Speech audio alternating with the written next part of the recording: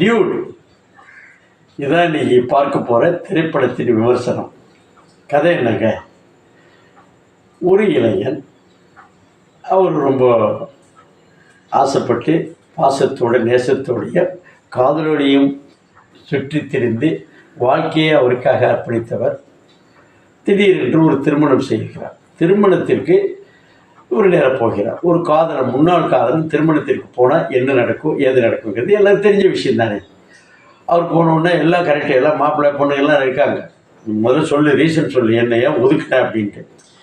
அது எல்லோரும் எக்ஸென்ட்ரிக் இளைஞர்களில் பாதிக்கப்பட்ட இளைஞர்கள் நிறைய இடத்துல போகிறாங்க, போலீஸ் பிடிச்சிடுது, மக்கள் பிடிச்சிக்கிறாங்க, பண்ணிடுறாங்க. ஆனால் இந்த இளைஞர் போய் கிட்டத்தில் பொண்ணுகிட்ட போய் இங்கேருந்து பேசும்பொழுது சொல்லு தாலியெல்லாம் இருக்குன்னு தாலியை கழட்டிடுறார். இந்த சமயத்தில் எப்படி இருக்குன்னு நினச்சி பார்த்தோம்னா, ஒரு கல்யாணம், மிகப்பெரிய கல்யாணம் நடக்கிறது. என்ன செய்யலாம் அப்படின்னு பார்க்கும்பொழுது அது காரணம் சொல்லணும்னு அவசியம் இல்லை. ஒரு பெண்ணுக்கு பிடிக்கவில்லை என்றால் அதற்கு காரணங்கள் 100 இருக்கலாம். அது வெளிப்படையாது, சரிப்பட்டு வராது. ஒரு சொந்தக்காரங்க, அப்பா அம்மா வேணாங்கிறாங்கன்னு ஒரு பக்கம் இருந்தாலும் இதை செய்கிறார். ஆமாம், இப்போ இதை விட்டுட்டு வந்து விடுகிறார். இப்போ இவருடைய மாமா பொண்ணு சின்ன வயசுலேருந்து இவரை காதலிக்கக்கூடிய பெண்ணு கிட்ட காதலி சொல்லுகிறார். உடனே இல்லை, நம்ம சின்ன வயசுலேருந்து விளையாடி பழகிட்டோம், அதனால் ஒரு இதாக என்னால் உங்களை ஜீரணிக்க முடியல, ஒரு மனைவியாகவும் ஒரு காதலியாக ஜீரணிக்க முடியல, ஒதுங்கியிருப்பா அப்படிங்கிறப்போ இந்த பெண்ணு என்ன செய்கிறா, ரொம்ப வருத்தம். ஏன்னா நம்ம சின்ன வயசுலேருந்து ஆசையை ஊட்டி வளர்த்துருக்கிறார்கள். அதனால அது சப்போஸ் டு பி அந்த பொண்ணு என்ன யாருன்னு பார்த்தா ஒரு அமைச்சருடைய பொண்ணு. அமைச்சருடைய பொண்ணு மட்டுமல்ல, மற்ற மாநிலங்களில் இருக்கக்கூடிய அமைச்சர்கள் எல்லாமே ரவுடி அமைச்சர்களாக இருக்காங்க, எல்லாருமே இவருடைய நண்பர்களாக இருக்காங்க. இந்த சமயத்தில் இந்த பொண்ணுக்கு சொல்கிறாங்க, இந்த மாதிரி திருப்பி வர்றாரு, நான் அந்த பொண்ணை மிஸ் பண்ணிட்டோமாம்மா, தாய்மாமன் அமைச்சர் பண்ணிட்டோமே, என்ன செய்யறதுனா உடனே கூப்பிட்டு சொல்கிறாரு. அவர் சொல்கிறார், நம்ம ஜாதிக்காரன் தான் அவங்க பண்ணணும், என் தங்கச்சி பையன் நீ இருக்கணும் அப்படின்னு சொல்லி சொல்கிறாரு. அது அந்த பெண்ணு வருகிறார். வந்தாக்கா கால சூழ்நிலைகள், சுச்சுவேஷன்ஸ் எல்லாமே பார்த்து அவர் அவரை கல்யாணம் பண்ண வந்தார். உள்ளே போது பார்த்தா அந்த பெண் இந்த இடைப்பட்ட காலத்தில் இருக்குல்ல, அவரும் வேணான்ட்டார், அத்தை பிள்ளை வேணான்ட்டார், காதலிச்சது வேணான்ட்டார். ரொம்ப சோகமாக அதை ரொம்ப அழகாக அந்த பெண்ணு சொல்கிறார். போனோடனே எல்லாருமே பேராக தர முடியாதுல்ல, காதலிச்சுட்டா தாடி உடச்சிட்டு அலைய முடியாது, இல்லை அப்படியே துறவரம் பூண்டு எல்லாம் இருக்க முடியாதுல்ல. அந்த பெண் இன்னொருத்தர் நடைமுறை வாழ்க்கையில் அந்த பொண்ணு செட்டில். திருப்பி பார்த்தா அந்த பையன் நிற்கிறான். இது ஒரு முக்கோண காதல், நாற்கர காதல், இதை எப்படி வேணாலும் வச்சுக்கலாம்.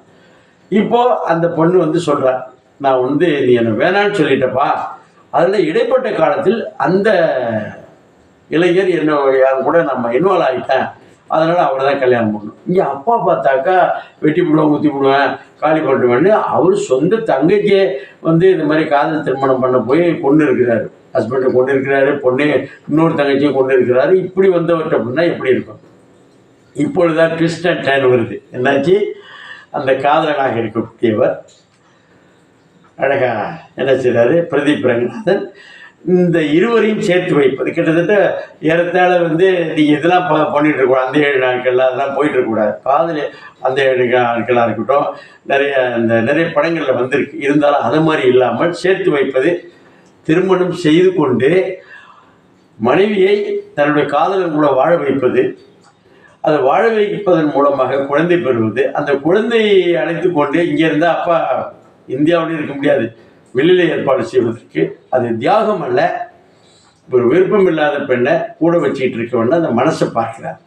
இதில் ரொம்ப அடிப்படையாக என்னன்னா, காந்திஜி ரத்தமின்றி கத்தியின்றி அந்த சுதந்திரம் வாங்கின மாதிரி நைஸாக பக்காவாக கொண்டு போய் அந்த இது இருக்க ஆணவ கொலைகள் இருக்குல்ல, அந்த ஆணவ கொலையில் இந்த பிரதீப் ரங்கநாதன் அவர் சொருக நினைச்ச இடத்துல அது தெரியாமல் வாழைப்பழத்தில் ஊசி ஏற்றுறதுன்னு வச்சுட்டாலும் சரி, வெண்ணெயில் ஊசி ஏற்றுறதுனாலும் சரி, அழகாக பண்ணி தெரியாமல் கொண்டு போய் சேர்த்திருக்கிறார். தாலி கட்டுன்னு நினைக்கிறீங்கப்பா, அந்த தாலிக்கு பிந்தி இருக்கக்கூடிய பெண்ணோட மனசை எப்படி இருக்கு?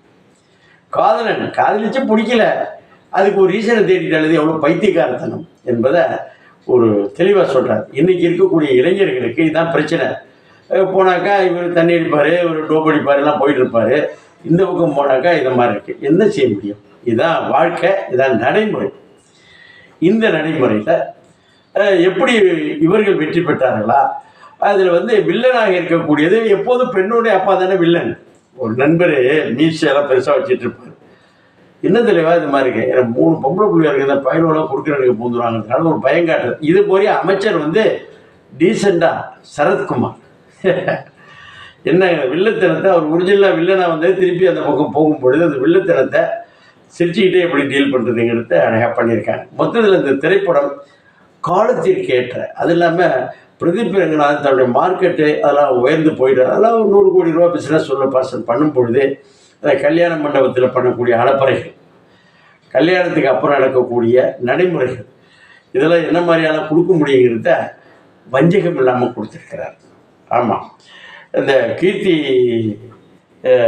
இது அந்த இருக்கிறார்ல கீர்த்தி இயக்குனர், அவர் அனுபவித்து செய்திருக்கிறார். இதோடைய அவருடைய முதல் படம் என்றாலும் அதுபோல் தெரியவில்லை.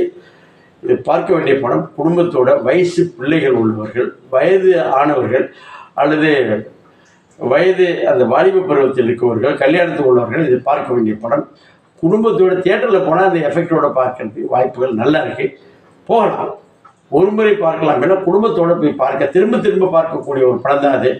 இருந்தாலும் ரசிகர்களாக இருந்தால் திரும்ப திரும்ப பாருங்கள், இல்லைன்னா குறைஞ்சபட்சம் குடும்பத்தோடு பார்த்தோம்னா இது ஒரு நல்ல காலத்துக்கு ஏற்ற படம். எது ஆணவ கொலைக்கு எதிராக காலத்துக்கு ஏற்ற படம். அதை ஒரு டீசெண்டாக ஹேண்டில் பண்ணியிருக்காங்க. வாழ்த்துக்கள்.